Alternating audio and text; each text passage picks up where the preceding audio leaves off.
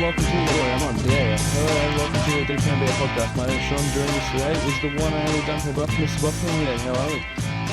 This is so the audience can't see this, but you've got a plasma screen television, and it's playing the NBA draft right now. I'm watching Con Knipple, The five get drafted. They're standing in height order. Oh, yeah. That's crazy. I believe that's age order. Yeah. Did you watch this? You were in and out of the draft. Yeah, I didn't watch. I just had like a tab on my work PC that I was refreshing. Yeah. The NBA website is not a good place to get updated information about the draft, and neither is ESPN. ESPN's great after the fact, but so you haven't seen this. No, so I was texting, messaging you guys in the group chat when this was happening, and you were like, "Oh my god, there's 5 Knipples," and I was like, "Okay, don't have any Context for this whatsoever." Yeah. Do you know their names? Have you seen this? Do they all have like variations on Greek names? This guy the two guys on the right would like not be out of place at like St. Kevin's College, Turak. Yeah. So all of their names start with the letter K. Okay. And so Con, as in Con Knipple. Christos? No, he's not Greek. I think he's Mormon, if anything.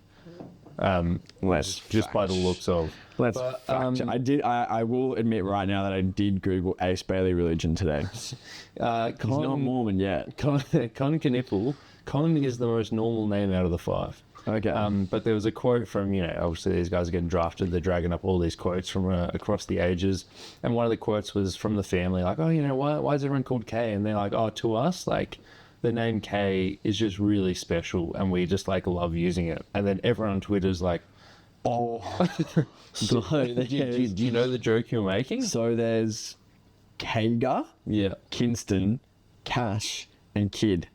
Isn't it Kidman? They're, Kid. And their parents are Chari and Con Knipple Sr. Also, burying the lead a little bit, but Jeremiah Fears, who I believe was drafted number 7 to Marco's New Orleans Pelicans, number 6 to Marco's New Orleans Pelicans. I don't know, one of those, 7. Yeah. His name is Jeremiah Fears. His brother is Jeremy Fears Jr. His dad is Jeremy Fears Sr. A lot of good names in this draft. I just don't understand how the dad had a child, named it after himself, and then said, this somehow isn't enough. Yeah. I need it to be more me. Yeah. Because you can't see he's already taken. I guess could you go to the 3rd in with siblings? Yeah, I mean, I guess you probably get fucking confusing. Yeah, you sort of make up the rules with those things. Trey Johnson, his dad's name's Dick Johnson. Yeah, there's a lot of that's a great name. There's a lot of interesting family stuff going on in this draft with like the parents of people, like, as we've talked about, crazy sibling names, children and like nephews and nieces of former NBA players getting drafted. You're probably a bit too young for this, but Jason Richardson, his son was drafted. Warriors legend. What's his name? Like Jace. Yeah. Jason Richardson was playing NBA basketball like 6 years ago. Yeah, no, not 6 years. Yeah, he was on the process Sixers in 2015. Jason Richardson has been a relevant NBA player for 2/3 of the time that I have been following basketball. And now his kid's playing. His son is getting drafted. I mean, we've also got, I point to the screen, but it's not him, Ron Harper. Ron Harper, yeah.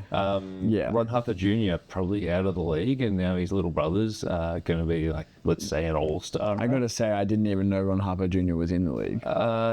In the Deep Twos draft preview 2 years ago, Lucas picked him as his player to write about. He went like 55 to the Bulls. Yeah, awesome fit. We're looking at Trey Johnson now. That is a great fit. Again, wouldn't be out of place among the more scenic locations in Melbourne's north side.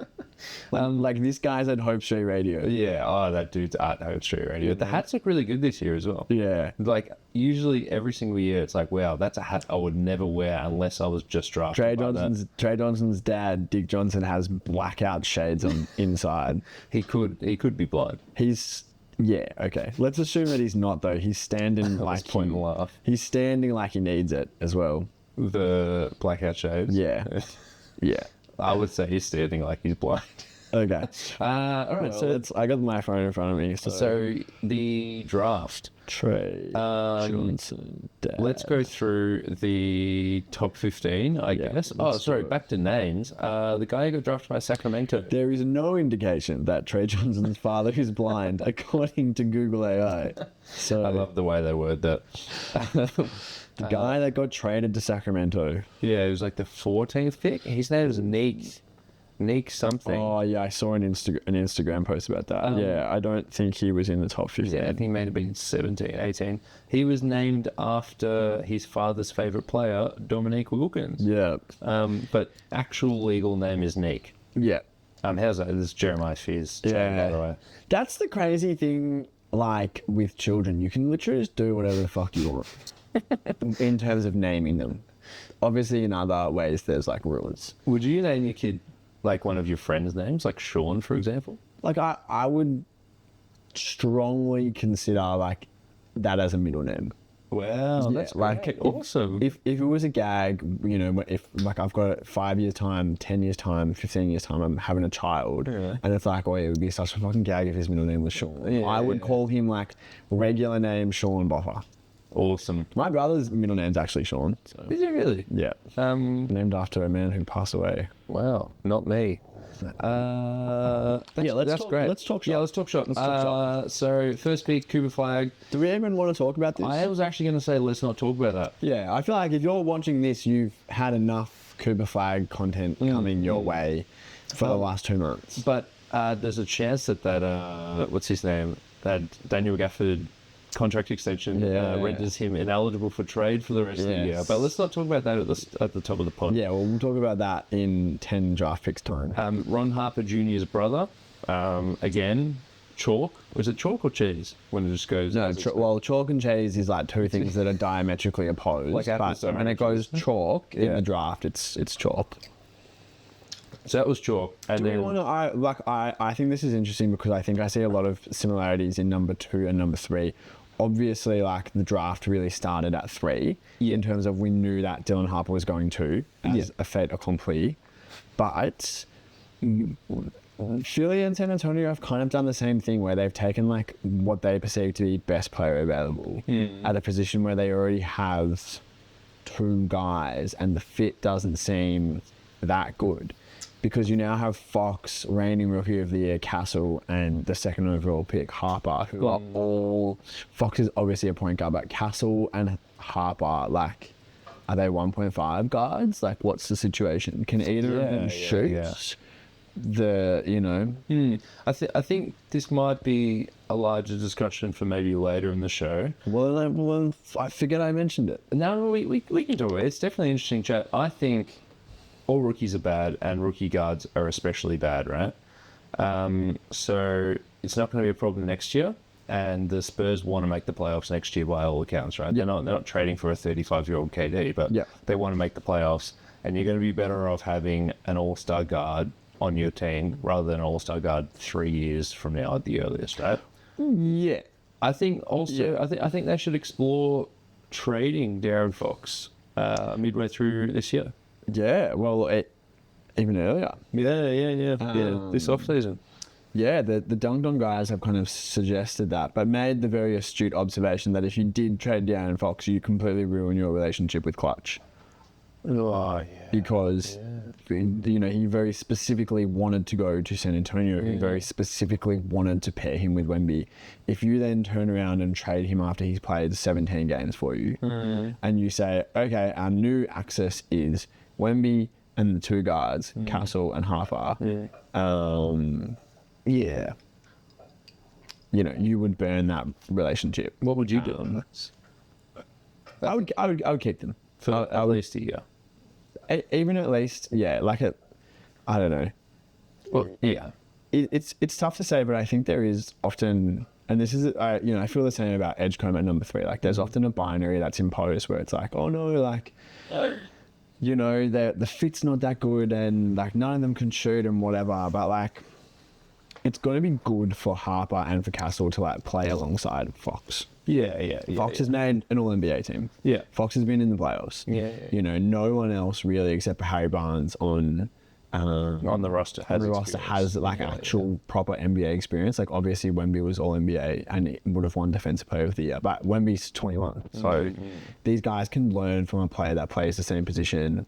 Fox has also proven to be pretty injury prone. So worst case scenario, like you do just get to roll with Harper and Castle and see what that looks like anyway, which could be useful in informing your decision if you trade one of them, if it's Fox or Castle or Harper. But yeah, I think that about does what I wanted to say for the Spurs. So yeah, let's move on to Edgecombe. Yeah, I think we can maybe dive into a film room. But Edgecombe, I think this is different to the San Antonio Spurs because I think Philly's a little bit cooked, right? You know, you're comparing these two teams that will make the playoffs next season, Philly and the San Antonio Spurs. Yeah. But I think Philly are a lot more cooked. And this is like, okay, you've got your two guard next to Tyrese Maxey at the next great Philly team. Because like Joel Embiid's not going to play 40 games ever again in a season, right? And he might not be healthy. He might never be eligible for an award ever again. If he is, what sort of shape is he in? Because he's had another surgery this offseason. Yeah. And I think this is all about like how does VJ Edgecombe fit with Quentin Grimes, Jared McCain? Sorry. Yeah. No. What do you mean no? Like, yeah. No, I disagree, and I hate that was the first name that came out of my mouth. Yeah, I did it on purpose. So Yeah. Tyrese Maxey, Jared McCain, Quentin Grimes. Yeah. Only two of them have averaged over 20 points for a brief time span. Yeah. That's very true. I don't think you should write Embiid off in that capacity. I think obviously you shouldn't plan on him being there in really any capacity above like trying to play 30 games in a limited capacity, which is basically what he's been ever since he won the MVP and got injured in the playoffs. That being said, I don't agree that they're cooked because the whole kind of thread running through everything that like has happened in the last week or two and everything we've been talking about in the GC has been like how wide open the East is going to be. Like Philly will make the playoffs. That will be one of the top 6 seeds. Maxey is really good. If you look at it and say Paul George can't be worse than he was last year. Grimes is found money. That's like a pretty nice like 2-3 like wing combo. You've got McCain, Maxey, and Edgecombe. That's pretty nice 3-guard rotation. And then whatever you get from Embiid, you might get 40 games from him. You might get 60 games from him. You're not getting 65, 70, 75 to be, like in consideration for awards and like actually making a serious push. But he could be there, And I think there's enough talent to get them to 42 and 40, which will get you 6th and 8th beyond a shadow of a doubt. Yeah, it is wide open. Yeah, and like hopefully at the end of this season you have a clearer picture of whether McCain is going on to bigger things or whether he projects as like a 6th man type of operator, which would be completely fine and a completely fair conclusion to draw from his rookie season. Like he looks pretty much like the archetypal 6th man. And you'll see how Edgecombe goes. Edgecombe might pop. Yeah. I am writing him off. I also want to write him off just because it's very fun to write. Yeah, well, I mean, like, yeah, so, yeah, definitely. So I'm sort of rooting for it. But, yeah, this is a safe pick by Daryl Morey where it's like you've got a guy who looks like the best talent available. Like, you could argue Ace Bailey, but it's like I can completely understand avoiding him for all the reasons that he has created. Yeah. But yeah, it's a bit of a Golden State Warriors 2 timelines, right? Like you're set up for now and in the future. Yeah. Do you want to move on to the 4th pick? We drafted the aforementioned Con Knuffle. I've been pronouncing it Knuffle this whole time because I've just been like, there's no way his name's actually got nipple in it. Well, yeah, you could also call him like Newpol or whatever. Yeah. Well, I full thought that he was Greek. It's not. Because Con is like, that's like Constantine. Yeah. Oh, yeah. No, but then you meet the kids and you're like, oh, Knuff or Kingston. Yeah. And it's like, oh, this isn't great. It's just stupid. Kingston. No, it's not. It's Kingston. So this the was Mormon version. This was the 1.5/first team who would have been in that Ace Bailey range. What do you think here? I just going off past precedent of drafting Caucasian shooters high in the draft, it's probably not a good idea, right? Like, what's the absolute ceiling? And I said in the group chat today, look, let's for all intents and purposes consider Klay Thompson black because he's got a black father, right? What's the best lottery pick white shooter since JJ Redick between, and let's say Con Knuckles? I mean, who even is there? Those players don't tend to go that high. Yes, I mean, Stauskas I think went 7. There's let's say like in the 20s it was Christian Braun, right? Yeah, but he wasn't a shooter. Yeah, he was like an athletic energy guy. And then like, they turned him into a shooter. Yeah, I mean, you'd be looking at like your Houses and your Like Gordon Hayward. Gordon Hayward, even when he played at Butler, was more of a slasher than a shooter. Like you'd be looking at guys in the 20s. So like Sam Hauser, Merrill, like big wing size players. Stauskas was big enough as well at Michigan. Just bad basketball. Luke Kennard. Jimmy Fredette.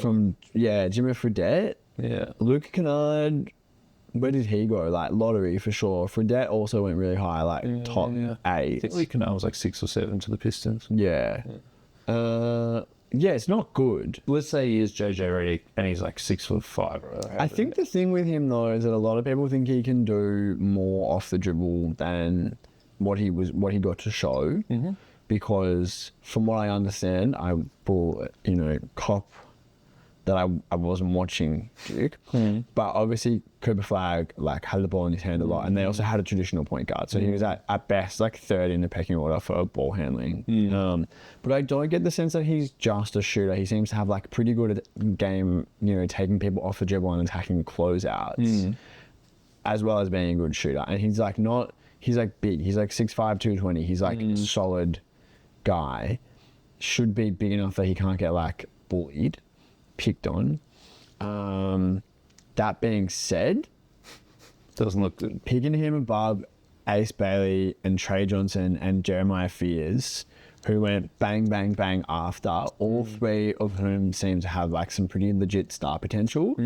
I think you could get the best case Con Knipple outcome, and it would still be a fucking awful pick, because if one of those guys becomes like a genuine All-NBA player in 4 years' time, and Con Knipple is averaging 16 points and 3 assists and shooting, shooting like whatever numbers, and the Charlotte Hornets are still 11th in the East, like you're going to be like, you could have had Ace Bailey. Yeah. Well, let's talk about Ace Bailey, who went to the Utah Jazz. We've been doing drafts for years now, Dante, and you've heard me say this before, where it's like, I'm not watching film, you don't watch college anymore. It's like, let's just look at the highlight packages, let's look at like what smart people are calling their strengths and weaknesses, and then just look at the archetype. And we've clearly looked at the archetype of Con Knipple and been like, okay, cool, this doesn't look like something that can really like actually pop. Yeah. But a fucking 6'9" athletic scoring off the dribble shooter like Ace Bailey, fucking isn't that the sort of like high risk take you want? Like he's 6'9", he's gonna be listed as 6'10" when he wears shoes and plays a basketball game. He can play it from 2 to 4. By all accounts, he can't defend 2s to 4s. But if you can actually like, I don't want to sound like an old head, but if you can grab him by the ear and pull him in and say like, what the fuck are you doing, man? Yeah, that's like just pure body and talent. That is exactly what you want in a basketball player. Yeah, I think absolutely. And I mean, like, it's not an apples to apples comparison, but when Anthony Edwards was coming out, he was an amazing athlete, but he didn't often actually use that to get all the way to the cup, and he loved his own jump shot. And he would settle, and there were lots of criticisms about like, okay, this guy's clearly a great scorer, but is he a tough shot maker, and like, what's the effectiveness of that? And through his first 5 years in the league, like, he has become like one of the most aggressive drivers, whilst also not losing his touch on his jump shot. Like, he's got the dribble pull-up game. He's an amazing 3-point shooter. Takes them at some of the highest rates in the league. But because he's incorporated that game of getting to the rim and he is so athletic, like, he's able to finish, you would hope that like whatever the coaching staff that Bailey, this is obviously talking pre-draft, whatever the coaching staff that Bailey ends up with can grab him by the ear and say like, cut that fucking like dribble 19-foot pull-up shit out. Threes, get to the rim. Let's just work on that. And like,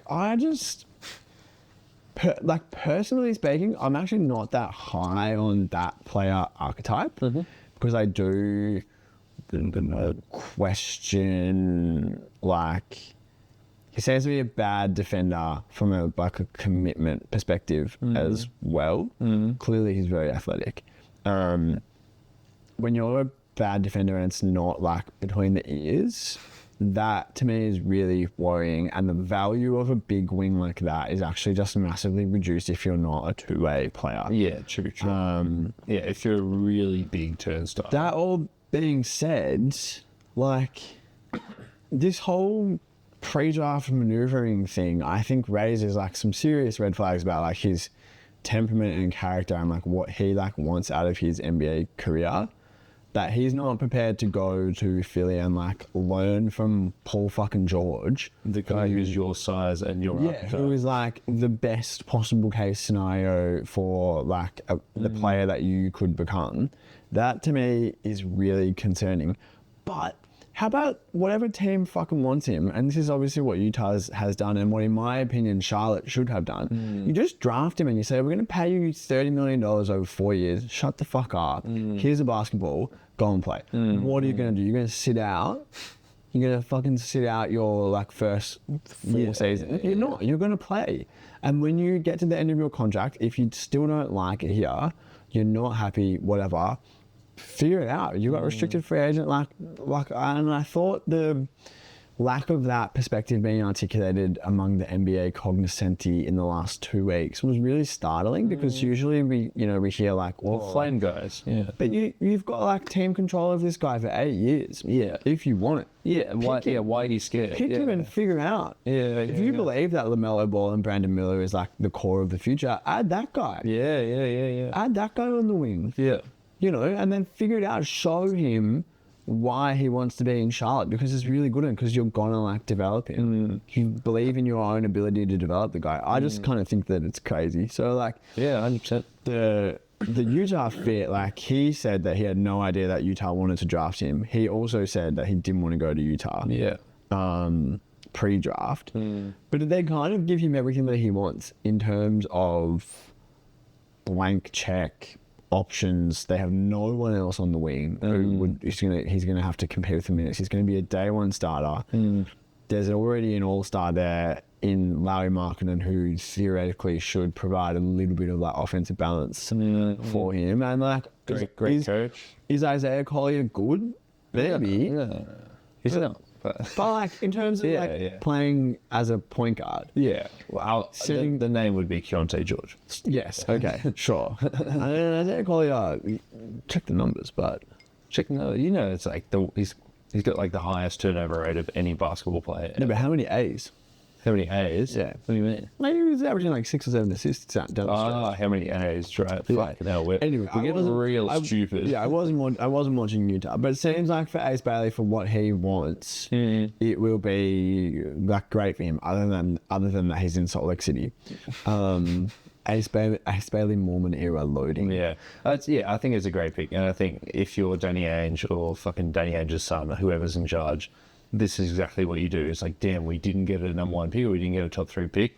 Oh, let's take the dude who should have been a third but fell for character reasons. You've got Will Hardy, who's one of the best coaches in the league. Yeah. You've got absolutely nothing to do in your city. Yeah. This is exactly where it should be. Well, was it you or was it Marco that said in the group chat today that Utah just got their first prospect of the rebuild? That was me. Yeah, that's a great challenge. Right? It's like we're 2 years into Keontae George being the best prospect on a team. Yeah. It's grim. I guess. Yeah. I guess who's their center? Walker Kessler. Yeah, but it's like he's in so many trade discussions. It's just like the eternal trade discussion. Yeah. Anyway, I'm happy to just say like awesome Washington Wizards, Trey Johnson. Let's move on because we need to get through this big fat podcast. Yeah, let's do it. BFP. It says here, Jeremiah Fears, you like the pick. Yeah, I like the pick. Before you explain why you like the pick, who's Carl J. Mann? Carl J. Mann had him ranked 20 on his big board. Yeah. And a few other people have had him, maybe as high as like 6 or 7 and as low as late first. So why do you like him? From what I understand, he is like the the small guard with like the clearest path to like superstardom. Because he's like 6'2", so he's quite small, but he's a good shooter and he's aggressive. If you're both of those things and you're a good passer, you have a pretty good chance of being like an elite offensive point guard. If you're 6'2", you're probably going to get picked on, and there's nothing you can really. 6'4". Okay, so he's bigger than I thought. Yeah. And he seems to be really aggressive. So he's not someone the person that came to mind is like a Garland. Yeah. Who was picked 5 out of Vanderbilt and was clearly the best point guard in the draft. And was taken by the Cavs, but his like best skill was his shooting when he was drafted. He had an abbreviated career at Vanderbilt because he did his ACL as a freshman. But he was a shooter. This guy is aggressive, getting inside, and can also shoot. And that's kind of the mindset that you want from your like lead guard. And I think at that point in the draft, like 7, why not get the guy that could be like the All NBA second team point guard? Yeah, the comp I heard was Kemba Walker, but a little bit taller. Yeah. And people like, even if you had him as low as 20, everyone said, you have the best handle in the draft. Yeah. Like, this is the guy who it's like, he's going to have plenty of mistakes as a rookie guard, but he's got the best handle. It's not going to be a mistake because he's just loose with his dribble. He's going to have a mistake because he makes a bad pass. Yeah. And he's playing with Zion Williamson, Webb Jones at a traditional center. Yeah, I like it. A lot of people flaming him. I'm just amazed at whatever the fuck the New Orleans Pelicans do, which we'll talk about later. Well, yeah. Because now, is he playing the 2 next to Jordan Poole? He's playing the 1.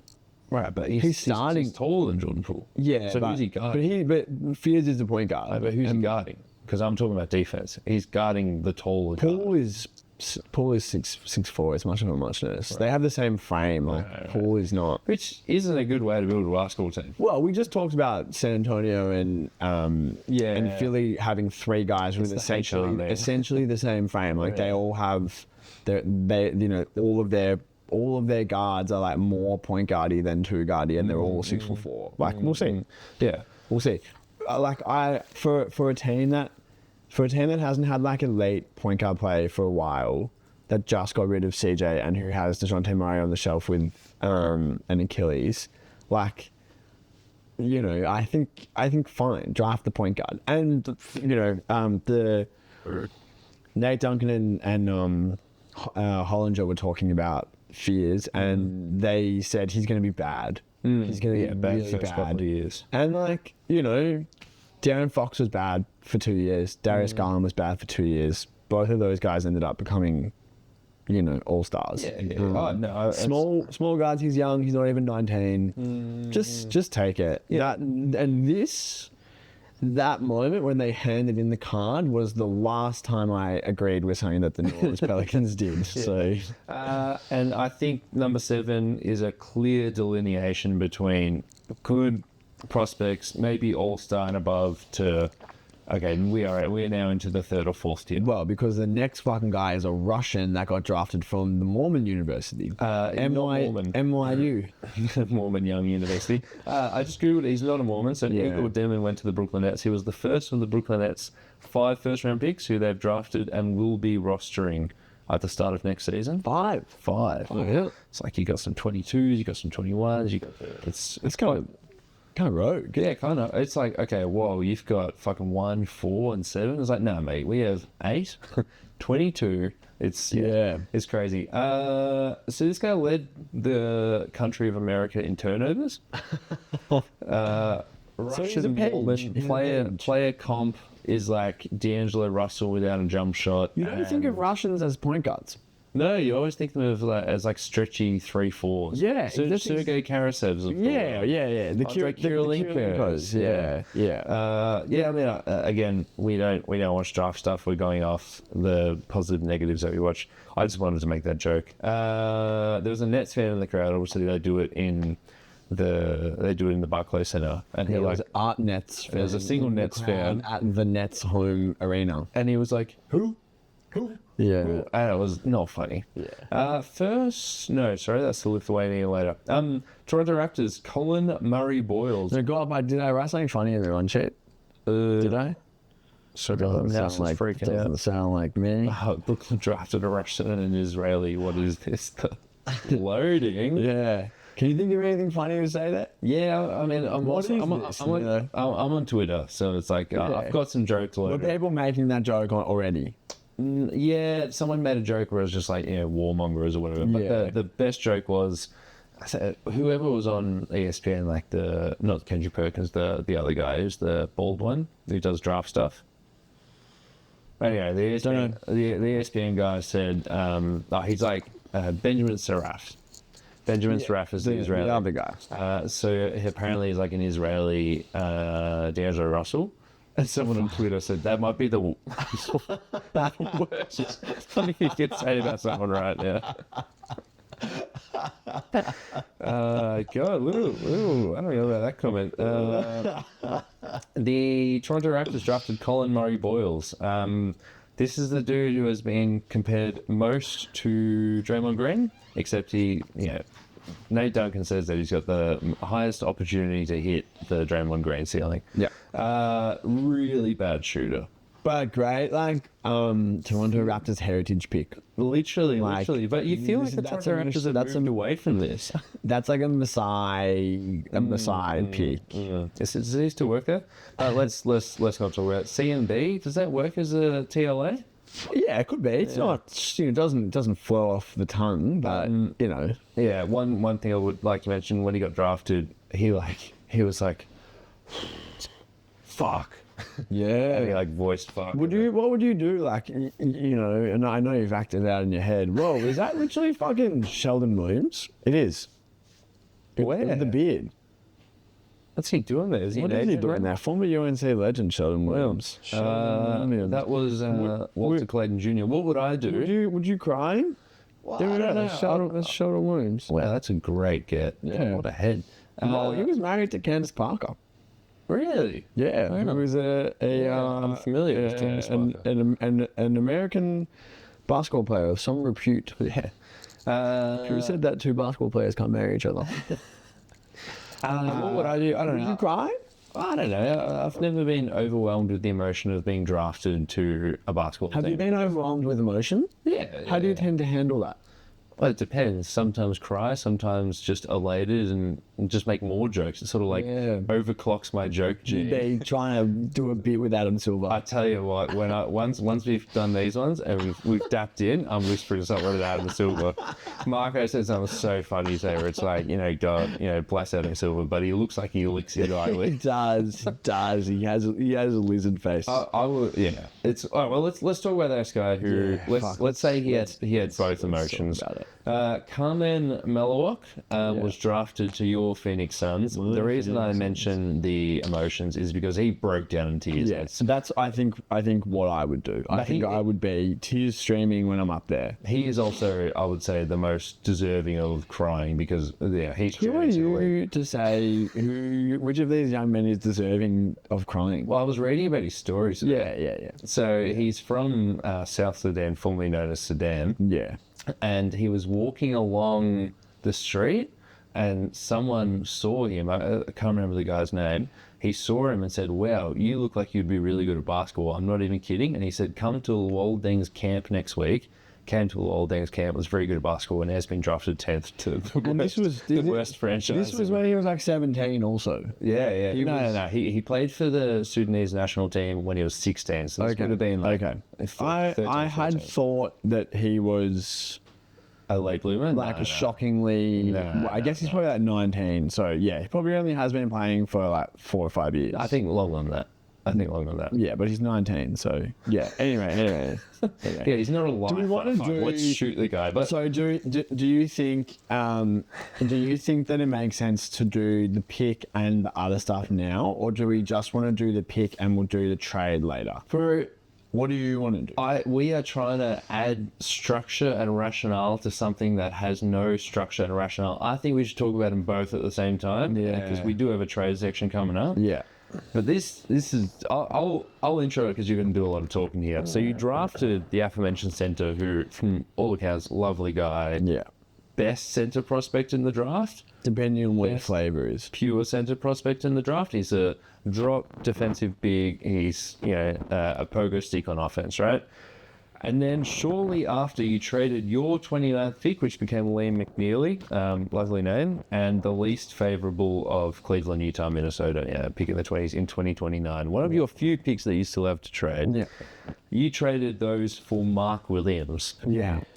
Pending physical, I would say. Important to know. If he failed a physical, he's clearly going to fail the next physical, but you just won't say no because, it's not like a pass grade. You just get the information, you decide whether you want to. Yeah, right? yeah. Important to note as well that, in a lot of the discussion today and also in the past week about what are the Phoenix Suns going to do, particularly with the Durant trade, which we'll get to later. The guy running the Phoenix Suns, forgive me, I can't remember his fucking name. I can barely remember the name of the new coach. Yeah. Jordan. He's a lackey. Yeah. He's a complete lackey. So they're talking about this the Suns front office. No, there's no Suns front office. The guy who's making the trades is a mouthpiece for, I think, arguably the worst owner in the league. At least he's not cheap, Dante. I wish he was cheap. Cheap or bad? I read a thing today that was saying that we have $157 million in salary committed next season to shooting guards. Yeah, right. The gap is $156 million. Yeah, I think you're gonna breach it. Did you hear the chat today about potentially waiving Bradley Beal? And awesome. How are you going to waive a guy who has $110 million left on his fucking contract? I wonder if Bradley Beal's going to opt into the $55 million he's owed next year. If the next team signs him to at least a 2-year deal, you can dodge the second apron with another move. But why would you do that if you're another team? He's a bad basketball player. Yeah. So what are your thoughts? You entered today with 5 shooting guards, and you leave with 5 shooting guards and 2 pure centers. Yeah, 2 pure. It's important to note that neither Mark Williams or Malawach are 4s. Sorry, it's 3. Still got Nick Richards. I don't actually. So to think about it in totality, taking these 2 moves as part of the same strategy. Initially I was like, what the actual fuck? I went into a meeting, an hour and a half long meeting at pick 8, and I texted you guys and I was like, fucking, here we go, hope it goes all right. And so I came out later and I saw the trade and I was like, what the fuck? Also strange because I had texted you before that I had a premonition that we would trade 10 for Gafford. Also, you should mention that you wanted Malawach. Yeah, I think Malawach is a good pick. We need a center, and he is the best one. What does he turn into? Does he turn into Clint Capella? That's fine. That's so fine. 10 years of Clint Capella. That's completely fine. If he turns into within 3 years a viable starting center, this pick is a success. He doesn't need to be an all-star. Initially, I saw that we had traded for Williams, and I was like, what the fuck, man? The 29th pick, whatever, and the 2029 pick, that's a bullshit. That's one of our Horcrux It's picks. another 29. We essentially got him for, I don't want to say free, but we didn't give up an asset that is valuable at all. You gave up 2 Liam McNeelys to get Mark Williams. Yeah, I suppose. Because that's going to be the 29th pick. Yeah. Mark Williams is good. No one is really debating that Mark Williams is good. And no one was really debating that when he was traded to the Lakers. The discussions were, should the Lakers have gone all in and used up their assets for this guy? No. We didn't do that. We got him for a fucking song. And also he has what seems to be broadly a complementary skill set to Malawach, because Mark Williams is really good on offense. He's a great rebounder.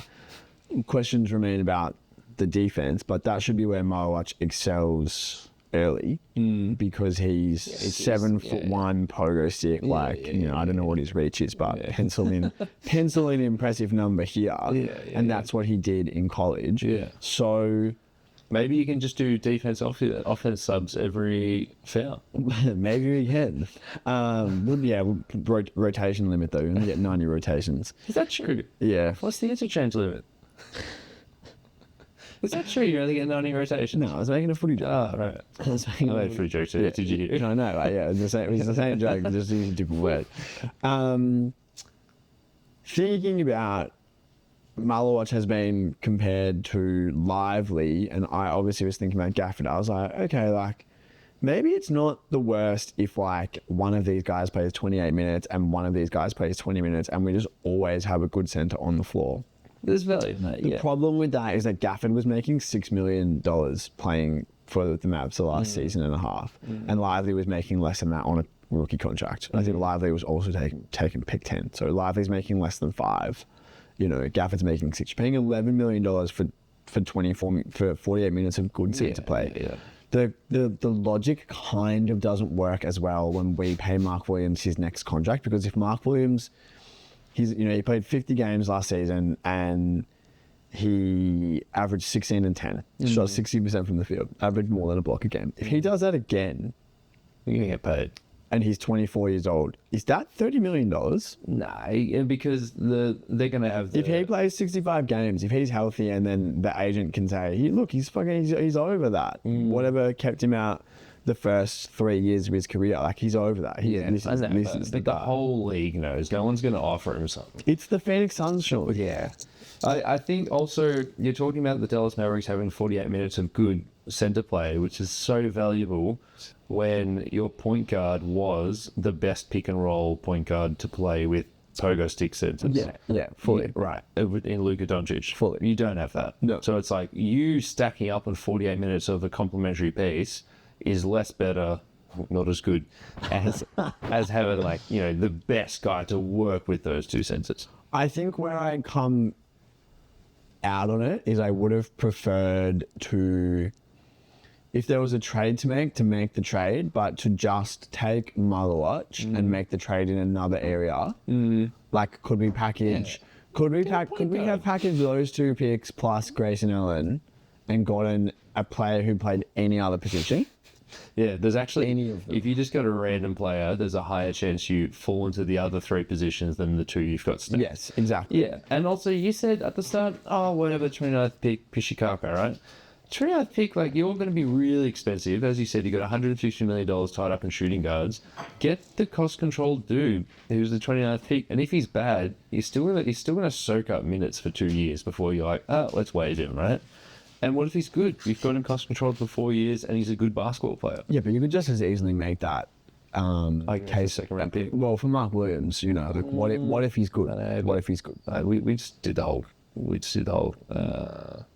No, I know. I think overall, like, I don't hate it, but, like, the logic is a bit hard to see. And I think the thing as well is, like, there's no benefit of the doubt left for anyone involved in this team. Like, everyone deserves to be viewed in the most critical possible light. Yeah. So, they shouldn't necessarily get to have, like, the Dallas Mavericks perspective applied to this move. It's probably more likely that they just fucking have no idea what they're doing than that they're using, the Western Conference champions from last year as, like, their inspo. Yeah.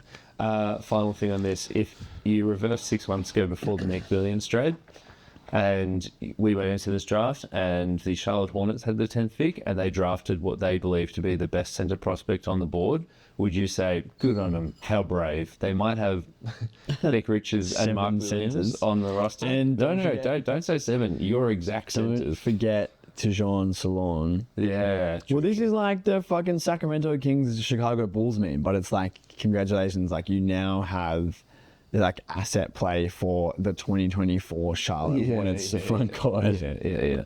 All right, let's Miles Bridges trade loading. let's you love the loading minutes today.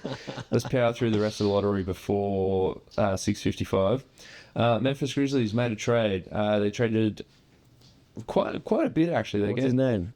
Cedric Coward. Can I say it's So good. on a 2K? Obviously, people make drafts. Yeah. Coward's considered a curse word, and he has to be called Cedric Cowan.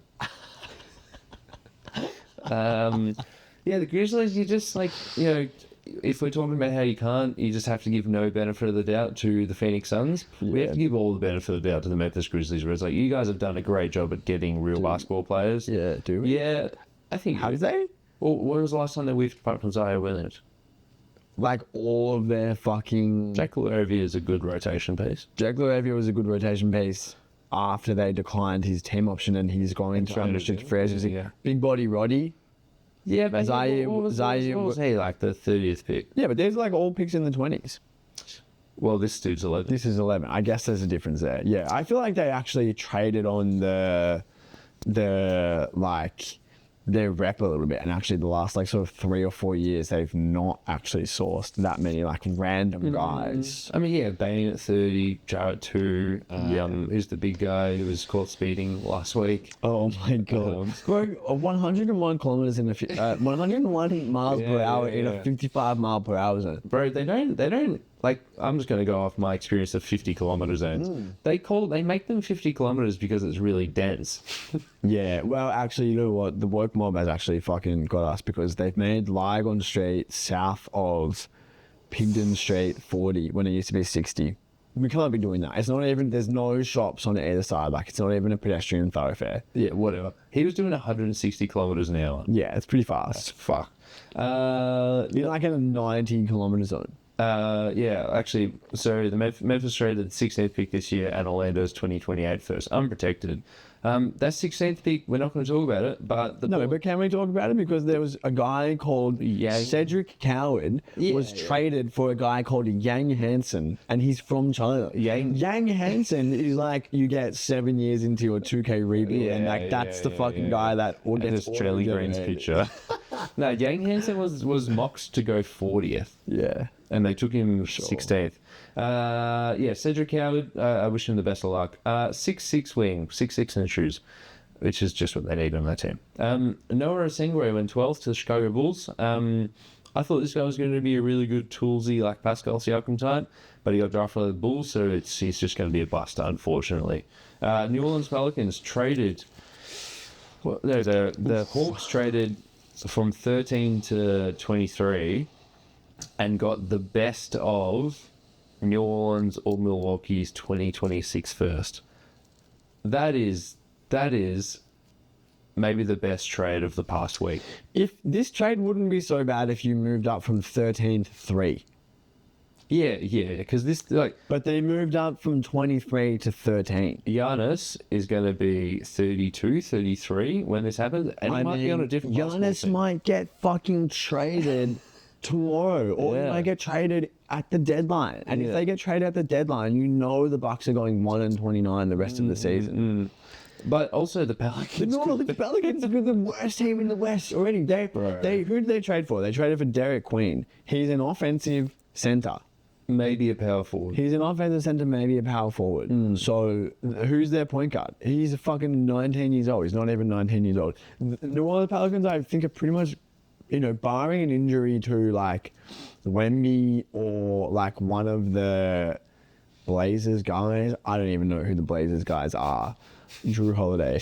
The Pelicans will be the bookies' favorite to be the worst team in the West next season, and they just gave up their first round pick. Yeah. Like it's actually unconscionable. So bad. Low-key, the Hawks kind of cooking. Seriously, and we'll talk about that later.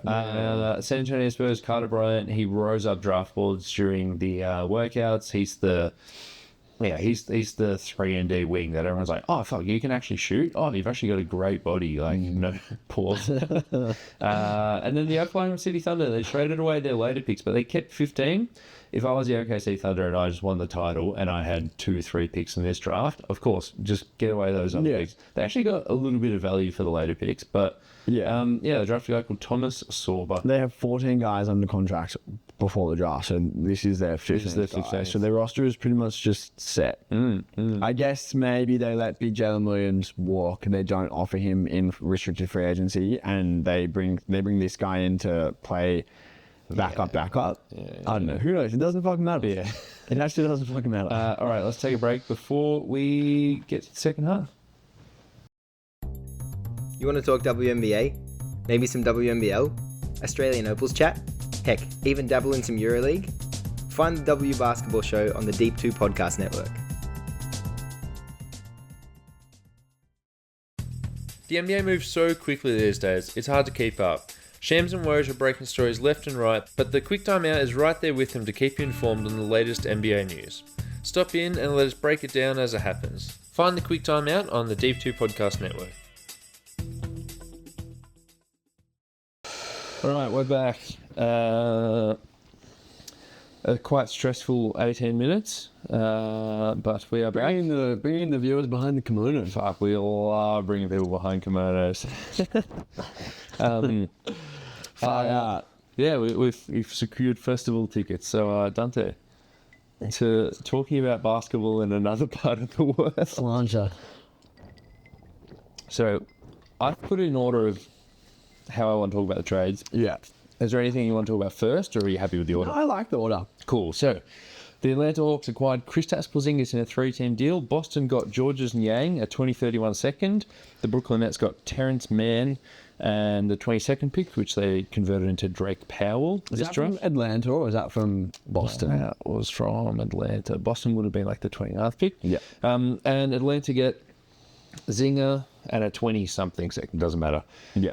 Really high ceiling move by the Atlanta Hawks. Yeah. Kristaps Porzingis, when he's healthy, is the center on a championship level team where he can be a complementary piece. The flaw is obviously he might have AIDS. Like he had an undisclosed illness to end the season. Degenerative immune condition. And when he was last healthy in the playoffs, he had a leg injury that no one has had in 100 years. I mean, Yeah, he does. Something came away from something. He has a penchant for Fucked up injuries. Yeah, hoarding unfortunate events. So Zinger's going to play 40 games in the regular season, right? And if he's healthy, Again, though, you don't. true, He I've been could saying just- that a lot. He could just play 65. Yeah, He could just full play 65. or he could full play 15. Yeah, he could. And it's all on the table. But I think for Atlanta, like this doesn't. Even if he plays 15, like doesn't. You didn't give up anything of any consequence. Your front court is still Johnson, Capella, Okongwu. Like assuming that you bring Capella back, which remains to be seen. But in the group chat, I said they're going to let him walk, and you said they'll bring him back. But Johnson and Okongwu as your like 4 and 5, like that's still like a fine above average Eastern Conference 4 and 5 pairing. in this East as well. This East. Yeah. In this day and age, throw in the Zinger. Like, you can play him next to Okongwu, or you can play him and Johnson.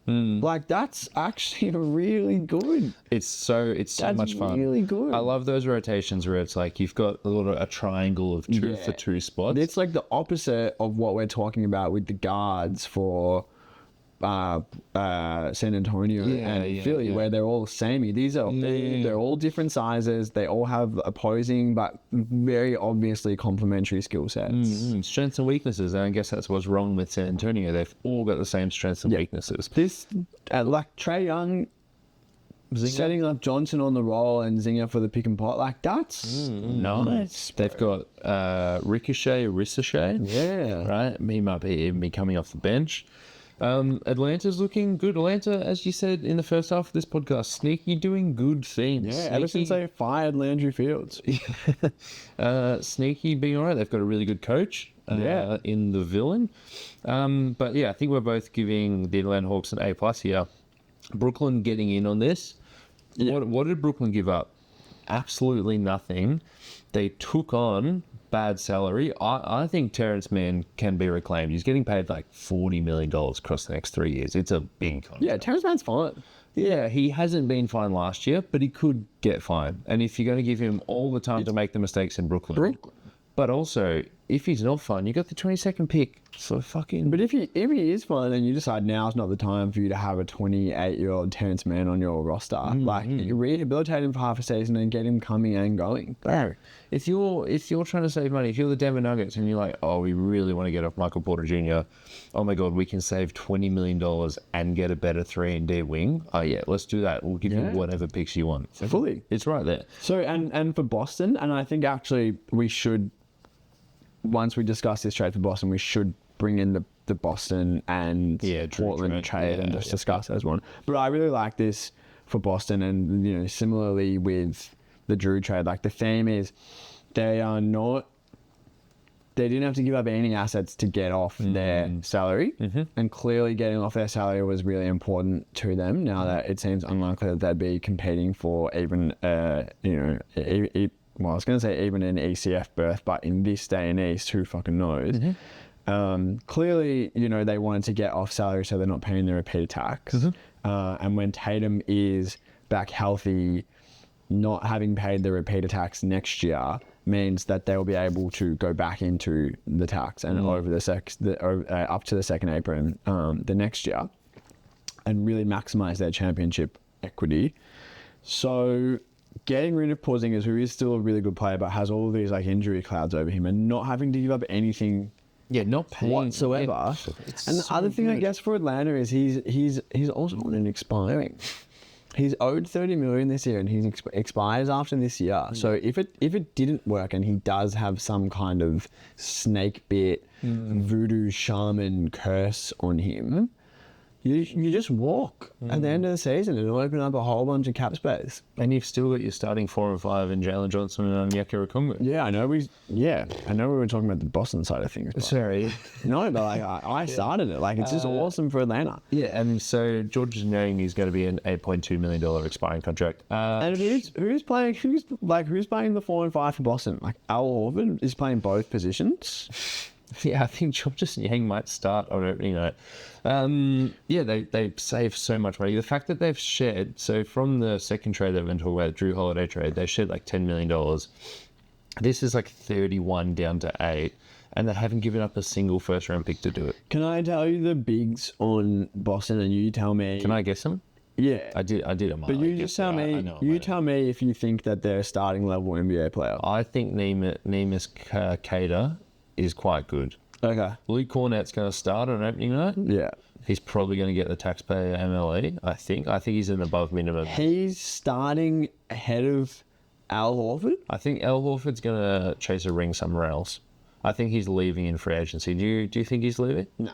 I think he's got one more year in him, and what the hell is he doing staying here? Well, he's 39 years old. Why is he spending 1 year just hanging out in Boston? Because he's been there for 10 years and he loves it. No. What are you doing if you're 39 years old? He hasn't even been there for 10 years.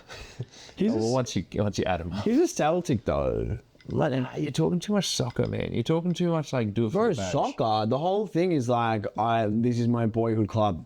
I'm leaving you for Real Madrid. No, but who's the ugly Manchester United CF? Rasmus Højlund. Bruno. Oh, No, but the whole Bruno thing where it's like, oh, why is he still there when he's like one of the best players in the Prem? And you're like, oh, the bad. he's not one of the best players in the Prem. No one's the best player. He's not one of the best players in the Prem. But he used to be. Bruno Fernandes is not one of the best players in the Prem. Bruno Fernandes, they say in Portuguese. But the meme on the... man, Al Horford's gone. Al Horford's doing a 1 year, maybe a little bit of money, but probably the minimum for a title contender, and he's going to come off the bench for... Just Google title contenders. You want to bet something more than a Choc Carabao on this? On his money, or are they leaving? No, they're leaving. I bet you... Well, sorry, hang on. I bet you two Choc Carabao. 2 Choc Carabao. No, let's fucking make it exciting. What do you want? I bet you your Nintendo Switch. Let's make it less exciting. Well, turn the temperature down. Okay. So we both like this trade. And then what about Boston from 3 days ago with Drew Holiday being traded to the Blazers for Anthony Simons and 2 seconds? Just You to fucking clarify. said in there, Ronnie, Drew owed 32, 35, and 37 million over the next 3 years. Bro, he's 35 years old. 32's next year. That wasn't. This wasn't a typo. He's got to play a $37 million player option in 2027. Why did the Blazers give up 2 seconds? Obviously, it doesn't matter. But why did the Blazers give any assets in return? That's cooked. Yeah. This is fucked. It's pretty dumb. Yeah. It seems like, and it's classic Joe Cronin logic. It's got Joe Cronin's fucking grubby little fingerprints all over Toxic it. Joe. We wanted to get him in to be a mentor to our younger players. Who? Yeah, the sharp and scoot. You just traded one of your young players. Yeah. Sharp and Scoot, who didn't trust enough in either of his first 2 years to actually start. Yeah. Scoot has started like 50 out of his first possible 180 games. Because he's a defensive stopper off the bench. Yeah. Who else on this team is like a young player other than Chris Murray, Donovan Clingan, not the same position as Drew. Donovan Clingan, but like Yeah, but he's not going to get mentored by a gut. I would also say that a good thing to do when you are bringing in someone who you want to mentor your younger players, make sure that he doesn't fucking hate you for trading for him first. Yeah. And all of the reports coming out have been that Drew Holiday is pissed. All the fucking basketball forever type reports. Why would you not believe that? This guy went from competing for a championship to now he's playing for fucking Portland Trailblazers. The GM is toxic Joe Cronin and the fucking coach is an alleged wife abuser. Yeah. Fucking... And you're coming off the bench because they finally decided they wanted to start Scoot Henderson, who I picked for most improved player last season. Fair enough. That was the thing. I've just got into... I've gotten through on the festival. I can just buy my own ticket. Yeah, but you got a ticket anyway. Okay, so you reckon don't buy it? You need to be more assertive here about what you want to do, because I don't know these people, and you do. I'm on a spreadsheet. Seems like someone has said I got you, and so it seems like someone has bought 500,000 tickets. She spent $4,800. I think she's got you. Yeah. That's 12 tickets. All right. But if you want to buy the ticket, we'll pause this podcast right now. You buy the ticket. It's like one in the hand versus one in the bush. Yeah. It is exactly one in the hand versus one in the bush. All right, I'm not going to do it. One in the bush. You got my fucking attention. It's just the worst trade I've seen, probably. And we're going to talk about maybe an even worse trade. Like, it's trading for Drew Holiday and giving up your best offensive player, which is what they did. Yeah. How does that make you closer to making the playoffs? Can you tell me Drew Holiday's points per game average last year? Like 11. It was 11. Yeah. Can you tell me his 3-point percentage? 35. It was. There we go. Can you tell me his field goal percentage? I don't think it's quite a what number does it start with, but I'd say like 42%. 44. Okay. Not. How many minutes did he play? He probably was playing 27 minutes a game. 30. Okay. 62 games. Yeah. But he's not the guy. He's 35 years old. He's made one All-Star appearance, and it was 11 years ago. Like, not to say that he's not... Can I say he actually made an All-Star with the Bucks? Okay. Not to say he's not an awesome player who still has value. What I was actually thinking about... He's not that guy. What I actually was thinking about is you want to expand it out and get into some broader NBA context. For probably one whole calendar month, any conversation about the Orlando Magic that said they need to get someone who can handle the ball, who's a better offensive player than what they got now, included Anthony Simons as like a logical and realistic target. I don't think they were thinking about an outlay of salary and 4 first-round picks like Orlando ended up doing for Bane. But surely Orlando and Simons were fucking each other across the room for one calendar season. Yeah. And Salary and 1 pick. So Portland 2 picks. probably felt like there was a team out there who needed a big, because he's 6'4", 6'5", a big ball handling combo guard who can score 20 points a game. Simons is genuinely a good player. He's not. He's a perfectly fine defender, and he's like a walking 20 and 6. Yeah. He'll never be an all-star. No, he won't. But he's going to be really good. He's fine. Like, if Simons is your starting two guard, you're absolutely fine. Yeah. You have no problems. Yeah, it's like better than Terry Rozier, but not as good as CJ McCollum. I wonder if they thought we can just trade him to the Magic when the Magic decide, and we can set the price. And instead, the Magic executed the Bane trade in complete silence because you didn't hear about it until you fucking got the Bleacher Report notification.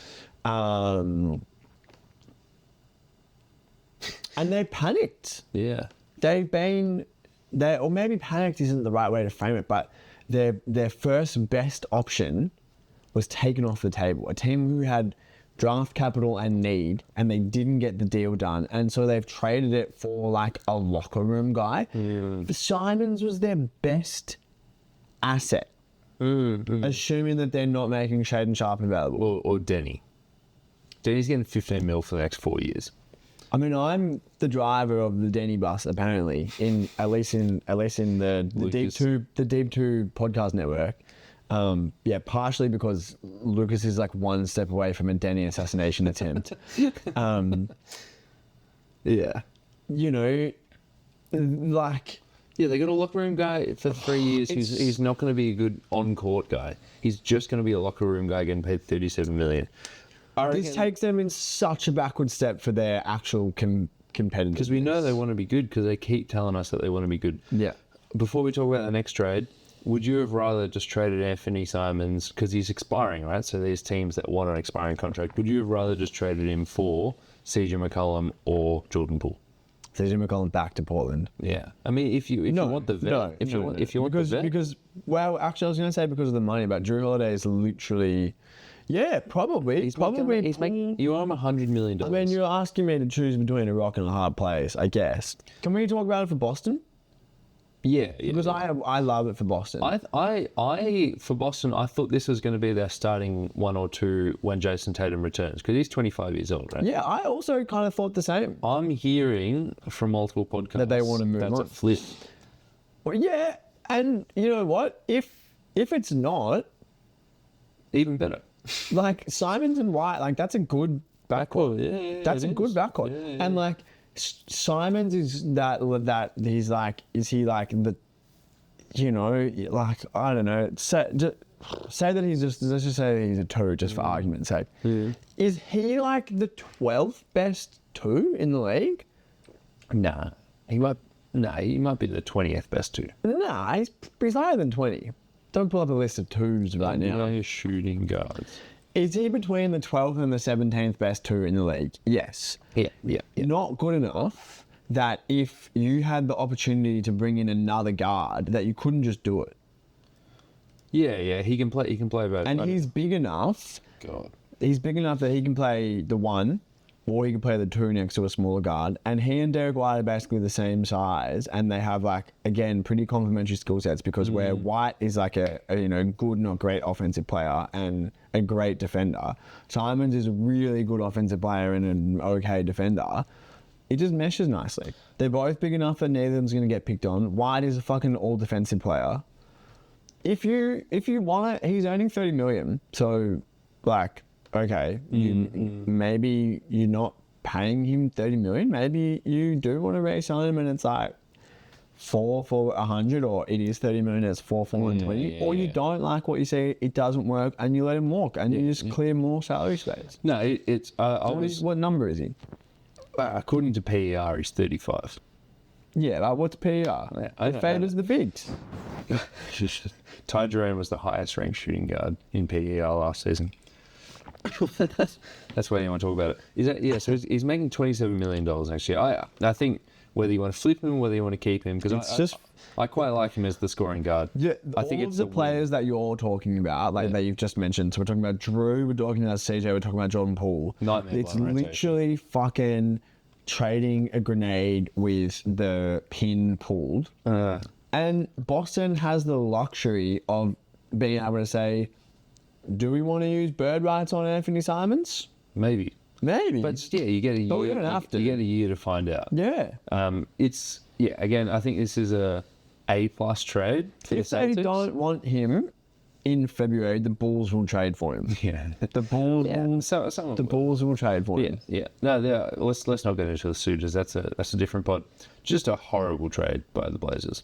One of the worst. And if everything goes well for the Portland Trail Blazers, if your two backcourt guys hit and they become all-stars next year, Drew Holiday is going to be playing less than 20 minutes a game, and you're going to be paying him like he's playing 36. Has to be emphasised how far away from All-star. the All-Star conversation both of their guards are. Yeah. You know. All right. The Pelicans trade CJ McCollum, Kelly Olynyk, and a second to the Wizards for Jordan Poole, Sadiq Bey, and the 40th pick. So Jordan Poole, we've got 2 years remaining. CJ McCollum's got 1 year remaining. Kelly Olynyk, also an expiring. Sadiq Bey signed for the full mid-level exception for 3 years last year. Missed the whole entire season with ACL. some knee, right? ACL.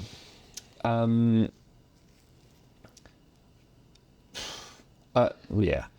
Jordan Poole's going to be a starting backcourt player for the Pelicans when they're fully healthy. And I don't think that lends itself well to making the playoffs or the play-in, Yeah. even though Jordan Poole had a bounce-back season last year. Well, it's a fake bounce back season. Yeah, I think many people would have a bounce-back Saw a season. really funny meme where it was like Jordan Poole's life since the 2022 preseason, and it was like SpongeBob in the cellar. SpongeBob, but like the ape SpongeBob, like the dark room. How would you describe that? There's like a tunnel. Like, that's from like a video game, I think. It's from like Yeah, like some horror video. yeah. Anyway, that was funny. Let's talk positive to start. What's the positive from this trade? The Wizards will have get over $100 fucking million. the Wizards trade 3 years of bad salary for 1 year of bad salary.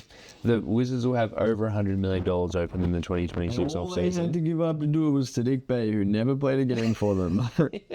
A guy we didn't even have. No, actually pouring out for the guys who bought a Sadiq Bey jersey as soon as he went to the Wizards. But it's awesome. Now, What you go- is- Sorry, let's keep talking about the Wizards because we'll be done so soon. They can now take on salary. They've got these expirings to throw out. Yeah. Marcus Smart, CJ McCollum. They've got, unfortunately, an extra year of Chris Middleton. No, actually, one more year of Chris Middleton. This year, he's expiring. Yeah. He's expiring. Those three expirings, again, if a Michael Porter Jr. comes around, they're like, God, just give us a player, right? It's not a perfect fit, but guys like that. And they say, awesome, yeah, we'll take your player that you don't want. Give us an asset. It's just right there. This is what good rebuilding teams do. Now, let's talk about what bad building teams do. This is the depth chart for the Pelicans right now. DeJounte Murray, Jeremiah Fears, Jose Alvarado, Jordan Poole, Sadiq Bey, Trey Murphy, 1, 2, 3, Brendan Boston, Zion Williamson, Herb Jones, and Eves Macy, Derek Queen. You are one Zion Williamson tweaked ankle away from that being the worst team in the league. The actual worst team in the league. When their trade partner, Washington, is trying to be the worst team in the league, And they give you the... that is worse. With Murray not playing this year. He'll come back in February, maybe. No. I think he's coming back in February. Didn't he do his Achilles in like April? Nah, I think it was quite early. Okay. When will DeJounte Murray return? Let's find out. Regardless, Herb Jones, you have to be optimistic about his future. He's on one of the best contracts. He'll be ready in October. He's ready for the start of the season. Murray. Yeah. He might have played in the 10s. He broke his hand in preseason and then Yeah, okay. All right, I got my memory wrong. He played 31 games. Okay. Okay. Let's pump the brakes though. Like, we might not see him until the new year. The Achilles, that's no fucking joke. You know. Yeah, my friend Tyrese just did it. That's too fucking soon. Herb Jones, like, awesome young player, great contract. Had a bad-ish year last year. Trey Murphy remains to be seen again. Trey Murphy, I would compare him a little bit to Jared McCain, although Jared McCain has played far fewer NBA games and plays a different position and is a completely different body type. What I mean by the comparison is it's yet to be revealed whether Trey Murphy is like a high-level NBA starter, the third best guy on a good team, or whether he is like a like a fucking awesome reserve. Like he's your sixth man. He's going to come in and he's going to average 18 for 10 years. And does Trey Murphy have like 24 points a game upside? I'm not 100% sure. It's a pretty bad team if Zion is not there, and you know, like, yeah, you have to bank on Zion missing some time. I will say, does that lineup does this depth chart that I say look worse or better with Jordan Poole instead of CJ McCollum? I think it doesn't matter either way. I think maybe Jordan Poole's better because at least we've seen him do it at the highest level. But that's when he's coming off the bench. What are you fucking talking about? We've seen CJ do it at the highest level. No, we haven't. Yes, we have. What level? Did you not fucking watch basketball when he was playing for the Portland Trailblazers? In the Western Conference Finals, that was completely fabricated and fake when all the good teams were in the Warriors bracket. That Jordan Poole has like done it at a higher level than CJ McCollum. That's a bad take. Really? That is a bad take. Clip this for socials. That's I'm gonna click this. That's a terrible take because Jordan Poole, when he did it at the highest level, was the fourth best player on a team with 3 future Hall of Famers. Yeah. CJ McCollum was the second best player. Right. On a team with 1 future Hall of Famer. And CJ fucking has had multiple like NBA seasons where he's consistently averaged 20 plus points per game on a really good team. The Trailblazers with CJ and Dame were relevant as like 50 win threats 5 years running.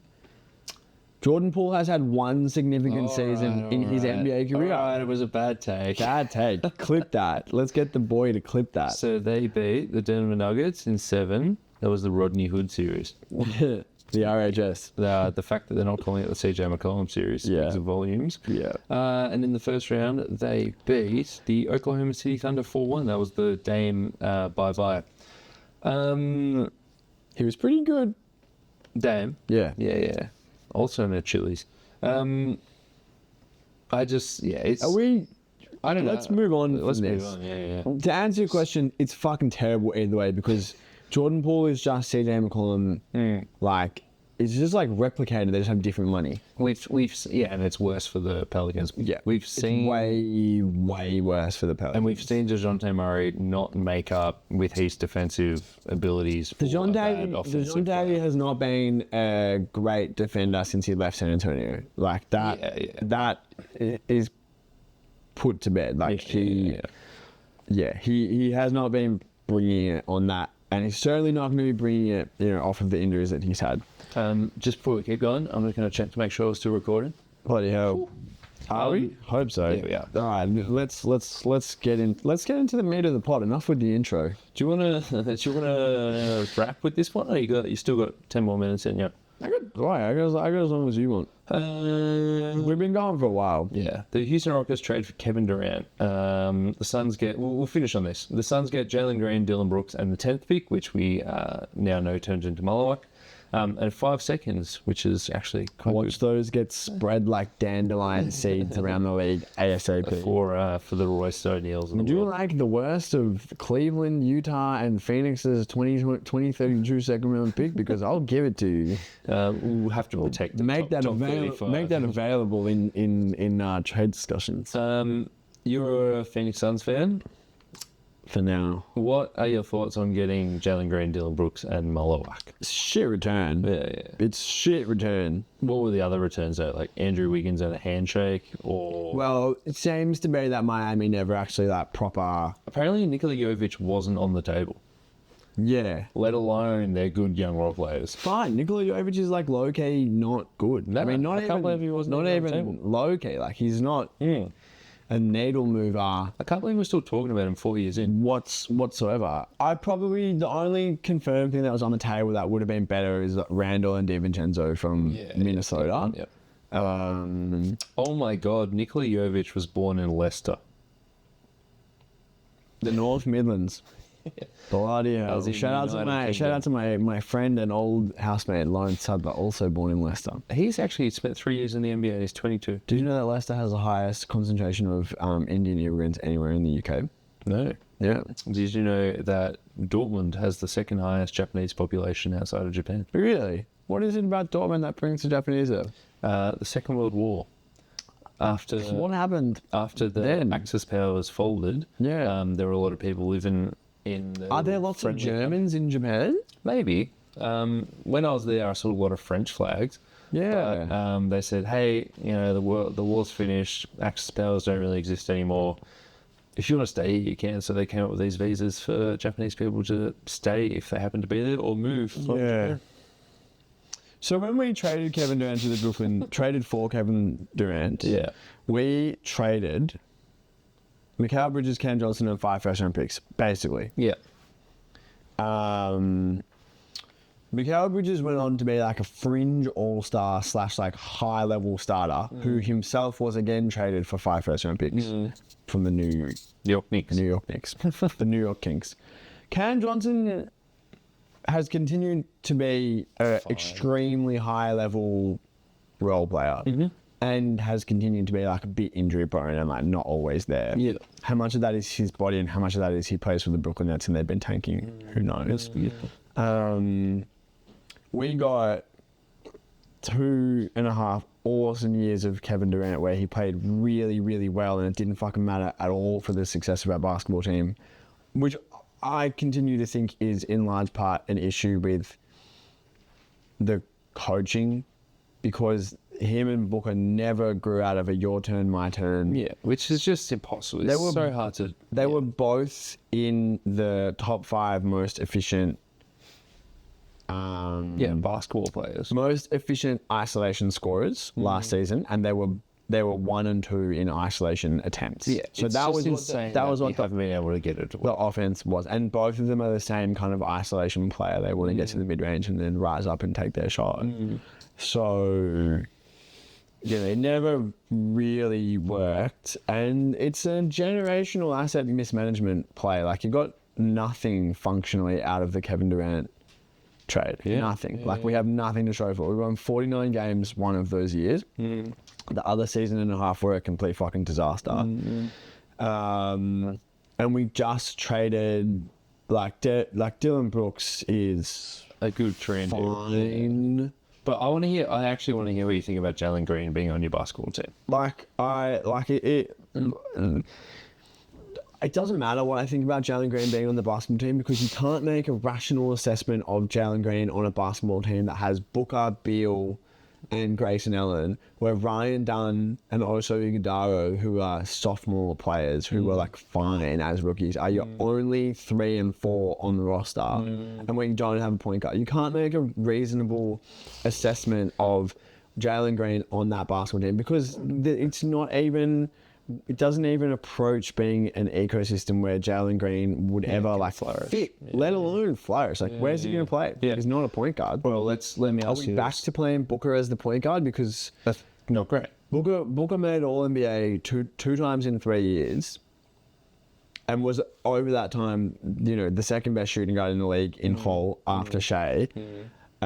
Playing next to a traditional point guard. The guy is like a top 3 shooting guard when he's actually playing his proper position. Yeah. Let me ask you this. Let's say I get on the phone to whoever your GM is, right? The Michigan State guy. The lackey. And I'm able to just clear everything for zero cost. Like Grayson Allen gone.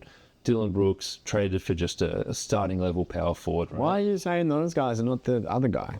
Bradley Beal. I can just bang. He's done.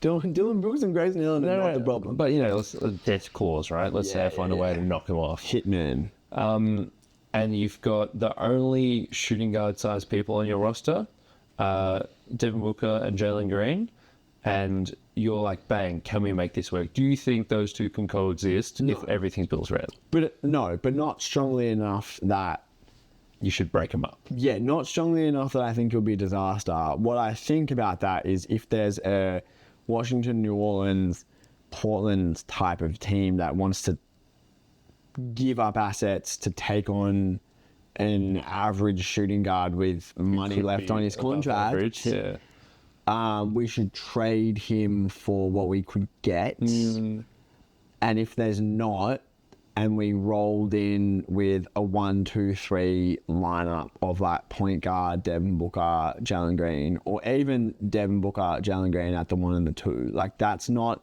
the worst thing in the whole world. It's kind of fine. And Jalen Green is on one of those contracts where it's actually only 3 years. It's actually only 2 years. because he's got Is it a team on the end? team, yeah. Right. So it's 2 years, and he's getting paid in the low 30s. So it's not actually that much above like what you'd pay a high level starter anyway. And he is young, and he is good, and he has like a defined skill set. Like, it's not inconceivable that he could get better, and that the right coach clicks with him, and he stops fucking being a dumb cunt on offense and actually becomes like a good defender because he's a 6'5" athlete. Like, none of that is really off the table. I wouldn't bet on it, but it's not off the table. If we rolled in with those two, then okay, like, you can see some sort of path to giving it until the deadline and like making your assessment then. It's just as soon as you put Beal into the mix, it's like, well, all of that goes out the wall. Insane. All of that goes out the wall because Beal's getting paid $55 million. Yeah. It's so, and you can't play Beal. You couldn't play Beal and Green together. That would be a fucking disaster. final question to wrap up the pod. If you had to make a prediction today where the Phoenix Suns are going to finish, give us like a rough record and what seed you're going to be in the West. I'm going to say we're going to finish 11th and like well outside the plane. Yeah, like not really like in with the sniff even at getting into the plane. So what would that have to be? That'd have to be like 37 and corresponding number. Yeah, 30 to 37 and 45. Yeah. 30 to 37, I think is. I think Devin Booker being on your basketball team means you win minimum 30 games. Because it's really good. This is the least amount of talent Devin Booker has played with since before we traded for Chris Paul. Since Kentucky. Well, that's because they're teenagers. Well, I have to correct you because 2016 to 19 was pretty fucking... Yeah, the Harrison twins. Pretty fucking dismal. No, probably since the bubble. Like, literally since the bubble Suns, this is the worst roster that Phoenix has trotted out. Kelly Oubre on the rise, Richard Rubio. Yeah. The bubble Suns were genuinely good. DeAndre Ayton on the rise. Forget about that. Yeah, we just didn't know that was his peak. Yeah, his peak was the first Chris Paul year when him and Chris Paul and Monty Williams were like, hey, Pull fucking play defense and catch lobs. And he was like, okay. I was seeing a thing today where it was like the Bulls blacked out all the windows to draft Del Valentine. And Paul Zipser. Yeah, so this guy keeps retweeting all the funny draft stuff that happens. Like, hey, it's draft again. Here's some funny shit. Right after being drafted first overall, someone said, DeAndre Ayton, what are your goals and how will you define success in the NBA? And he said, getting a second contract. Humble king. Dante, good pod. Go talking to you. Thanks for coming on for hours.